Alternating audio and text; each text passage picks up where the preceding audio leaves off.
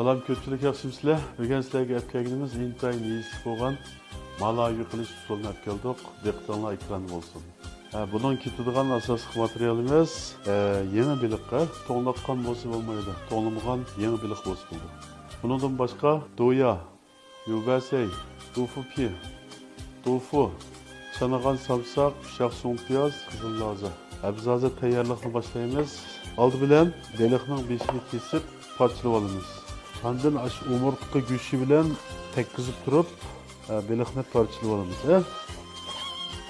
Bunun sunkini qisqa qilib parchalab olamiz.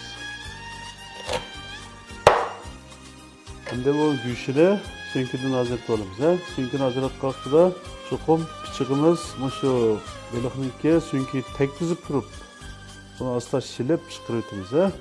Beliqning go'shini nepizroq holatda qilib, yalpoqdab to'g'rab olamiz. Qiypash to'g'raymiz.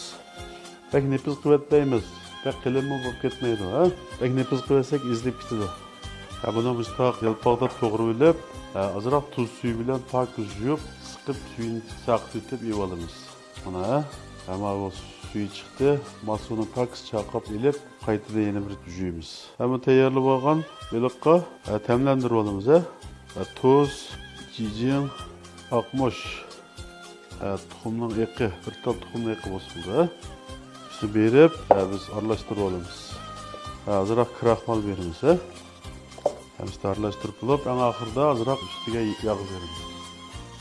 Buning tayyorligi bitdi. Hamda biz qozon beshig'i o'tib, suyini tanshab pishirishni boramiz. May qiziganda so'ng piyoz bilan zanjibilni silib, quroq chiqicha qo'rib olamiz. Arqadan gubanjonni solamiz. Arqada bu xo'go dilyo, shuni solamiz. Arqada suv qo'yib olamiz.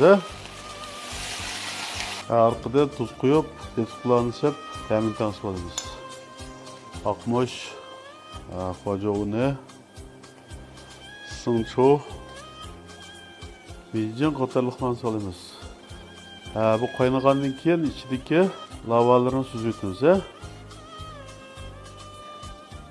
Arqadan bu tayyorlab olgan saylarni sep pishirib olamiz.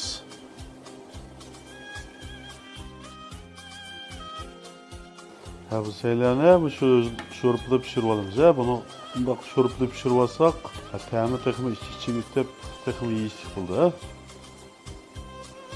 Buni pishirib, qozon usib olamiz. Hamda beliqning chanib olgan sunkini qozonni bir qaynatib pishirib olamiz. 2 minut atrofida qaynatsak pishib ketadi. Bu beliqning sunkini pishirib ilib, shu qozondagi sayning ustiga qo'yib olamiz. Uni suzib olgandan keyin to'g'rab olgan beliqning go'shini o'tni pasiltib, birdan qozonga solamiz. Qozonga solgan zaman aralashtirmaymiz. Bu qitib shakli kirgandan keyin angiz asta-asta aralashtiramiz. Qozonning o't ishtik bo'lib ketsa bo'lmaydi. Qozonga silib 2 minutdan keyin asta cho'mishning kayni bilan bu beliqni go'shini aralashtirib turamiz. O't kuchini mustaq egallaymiz. Balki yuqori emas, shu bak qaynab ketmagan holatda bo'ldi. Bu 5 minut atrofida pishib bo'ldi. Mana pishib bo'ldi. Ham buni suzib, qozondagi beliq sunkini ustiga qo'yib turamiz. Buni suyini ustiga qo'yib olamiz. Buni qo'yib olgandan keyin ustiga keskin lozni septiramiz. Bojo, samsak, qizil loza.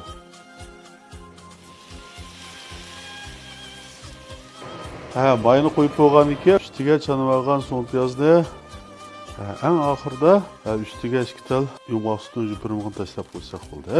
Bugun oldikmi ko'pchilik? Bu seninki eng muhim yeri. Shu eng oxirida qo'ydigan, pishirib qo'ydigan yog'. Buningga uyda itib olgan ochiq lozining miyi bo'lsa-mu, aralashtirib qo'ysak, texnik ochiq ta'mi chiqadi. Oqida gunji chechib iste'mol qilsak bo'ldi. Bugun oldikmi? Bugun olgan bo'lsangiz yurak berib saqlab, yaqinlaringizga avat qiringlar, ularni foydalanib qolsin. Xayr xo'sh, keyingi son ko'rishaylar.